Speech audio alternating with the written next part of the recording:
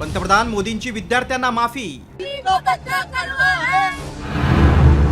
समय इन बच्चों को गले लगाकर राह दिखाई, मैं उन्हें माफ करना चाहता हूं। पोलीस आंदोलकांवरील गुन्हे कधी मागे घेणार? मोदींवर आक्षेपार्ह बोलणाऱ्या रुचिका सिंहची ही दिलगिरी। दिल्लीतील जंतर मंतरवरील आंदोलनात पंतप्रधान नरेंद्र मोदींना शिवीगाळ करणाऱ्या रुचिका सिंहवर नोएडामध्ये एफआयआर दाखल झाली।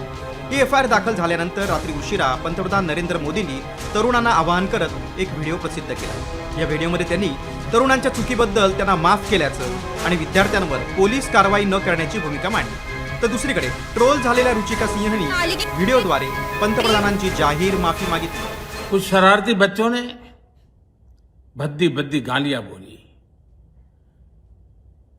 किसी भी सभ्य समाज को शोभा न दे ऐसे शब्दों का प्रयोग किया गया।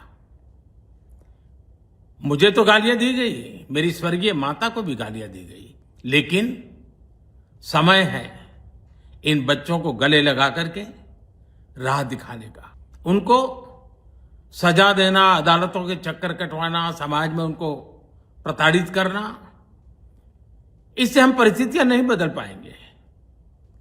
मैं उन्हें माफ करना चाहता हूं। मैंने बहुत गंदी चीज़ें बोली है, बट ये मेरी पहली और आखिरी गलती होगी। इसके बाद मैं ऐसा कुछ नहीं करूँगी और ना ही वो चीज़ मैंने कभी पोस्ट की थी। मैं पूरे देश से माफ़ी मांगती हूँ।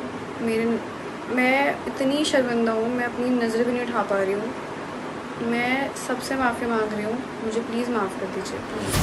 पंतप्रधान नरेंद्र मोदींनी विद्यार्थ्यांवर कारवाई न करण्याची भूमिका मांडलेली असताना रुचिकावर गुन्हा दाखल झालाय। त्यामुळे सीजेपीच्या अभिजित दीपकेंनी भाजपवर निशाणा साधलाय। शिवीगाळ करणं गुन्हा असेल तर सर्वाधिक गुन्हे भाजप आईटी सेलवर दाखल होतील असा टोला दीपकेंनी लगावलाय। देश में दो कानून चल रहे क्या? यूथ के लिए एक अलग कानून है और बीजेपी और उनके नेताओं के लिए अलग कानून है। और गाली देना कोई अपराध नहीं है। गाली देना इज नॉट अ क्राइम। अगर कोई गाली देता है वो बुरा हो सकता है, वो बुरी बात हो सकती है। अगर गाली देने पर केस करना पड़े तो सबसे ज़्यादा केसेस जो होंगे वो बीजेपी आईटी सेल पर होंगे, क्योंकि सबसे ज़्यादा औरतों को गंदी गंदी गालियाँ उन्होंने ही दी है। और बीजेपी के नेताओं पर होंगे जिन्होंने इतनी गंदी गालियाँ इतने सालों से दी और पार्लियामेंट के अंदर भी दी है। पंतप्रधानांनी माफ केलं असलं तरी आंदोलक विद्यार्थ्यांवर दाखल झालेले गुन्हे मागे घेण्यासंदर्भात सरकारनं कुठलीच पावलं उचलली नाहीत। तर दुसरीकडे ऑनलाईन माफ केलं मात्र गुन्हे कधी मागे घेणार असा सवाल साम टीव्हीच्या ब्लॅक अँड व्हाईट मुलाखतीतही दीपकेंनी उपस्थित केलाय। तू गेले 2 दिवस दररोज संध्याकाळी मोदींना ट्रोल करतोयस। मी ट्रोल कुठं करतोय सर? तू एक काहीतरी ज्या स्वरूपाचं कमेंट करतोय।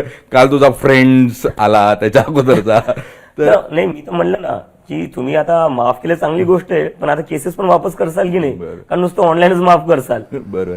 तर लाठीचार्ज केल्याबद्दल आणि आत्महत्या केलेल्या विद्यार्थ्यांच्या कुटुंबियांची माफी कधी मागणार असा सवाल ठाकरे बंधूंनी मोदींना केलाय। आज पंतप्रधान सांगतात की मी त्या मुलांना सगळ्यांना माफ केलं, पण इतकी वर्ष 12 वर्ष तुमच्या लोकांनी जे काही केलंय त्याची माफी कोण मागणार? जे विद्यार्थी तरुण तिकडे जंतर मंतरला बसले होते, त्यांची डोकी फोडली, ज्यांना लाठी मारले, लाठ्या काठ्या मारल्या, त्याचे आदेश देणारे जे लोक होते ते कधी माफी मागणार? विद्यार्थ्यांवरती ही वेळ ज्यांनी आणली त्या मोदीजीने आणि अमित शहानी विद्यार्थ्यांची आणि विद्यार्थ्यांच्या कुटुंबियांची माफी मागितली पाहिजे। याचं कारण ज्या पद्धतीने विद्यार्थ्यांना काठीला खिळे लावून मारण्यात आलं, त्यांच्यावरती छऱ्यांच्या बंदुकीने हल्ला केला गेला, ज्या मुलांनी नीटच्या परीक्षेचा पेपर फुटला म्हणून आत्महत्या केली, त्यांची पहिली माफी यांनी मागायला पाहिजे। आंदोलन करणाऱ्या शेकडो विद्यार्थ्यांवर दिल्ली पोलिसांनी गुन्हा दाखल केलाय। रुचिका सिंहनं तर जाहीर माफी मागूनही तिच्यावर 352, 353, 356 सारखी गंभीर कलमं लावलीत। तसंच विविध राज्यांमध्येही पोलिसांकडून कारवाई सुरूच आहे। मात्र आता पंतप्रधानांनीच थेट माफ केल्यामुळे पोलीस गुन्हे मागे घेऊन कारवाई थांबवणार का, हा खरा प्रश्न आहे। ब्युरो रिपोर्ट, साम टीव्ही न्यूज।